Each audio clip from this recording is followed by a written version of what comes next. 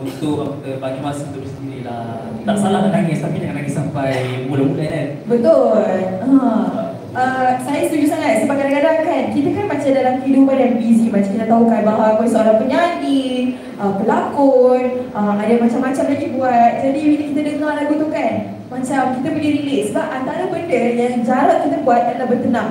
Betul tak? Sebab kita nak rushing pergi sana sini. So bila dengar tu dengan harapan untuk bertenang. Adakah Kai akan macam salah satu mesej dekat peminat jugalah rasa orang bertenang? Bertenang. Betul. Jadi untuk saya sendirilah. Untuk pengalaman saya sepanjang saya hidup sampai sekarang ni, tak kata ujian tu berat tak berat juga, tapi semua orang ada ujian masing-masing. Betul. Jadi alhamdulillah saya boleh handle dan saya rasa macam kalau boleh putar pada masa tu saya tak nak lah, sebab saya rasa saya tak menyesal untuk jadi sebelum ni. Semua tu adalah progres dalam hidup saya. Saya daripada zero memang seorang yang sangat pemalu. Cakap sepatah dua kata memang sangat susah nak dapat mulut. Tapi sekarang saya dapat bercakap di depan orang ramai. Saya rasa macam benda tu saya berjaya hadap lah. Macam unsur berjaya.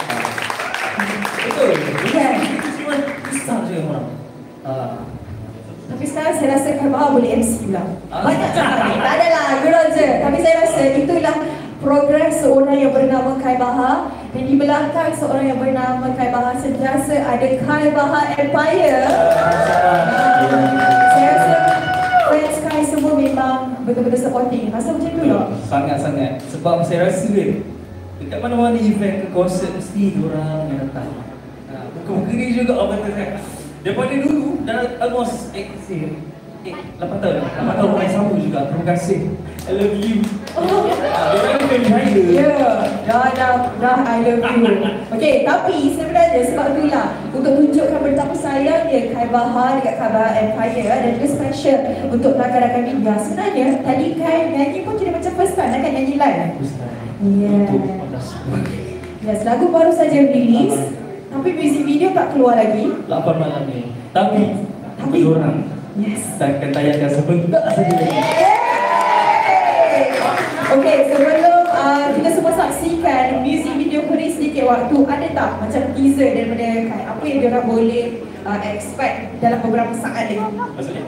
Apa yang diorang akan dapat tengok? Macam mana dia punya music video tu? Alright, apa yang anda semua dapat, dia sama ada kita tengok sini je surprise lah. Tapi yang Kai tahu kat situ ada elemen yang sangat penting di mana ada wajah dari saya yang ada dalam video sebutlah juga ada isi-isi orang. Wow. And then ada mesej-mesej yang nak disampaikan. InsyaAllah saya rasa dah semua akan faham selepas menonton musik video Beri Sedikit Waktu.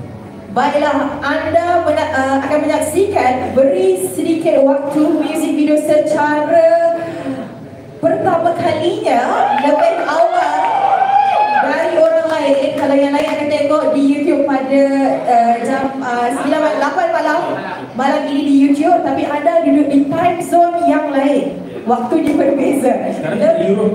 Ya, kita dekat Europe. Cepat sikit, okey? Ataupun dekat Japan, cepat sikit. Lebih awal daripada yang lain. Ayo, adakah Kai dah bersedia nak tunjukkan juga? Sentiasa. Sentiasa.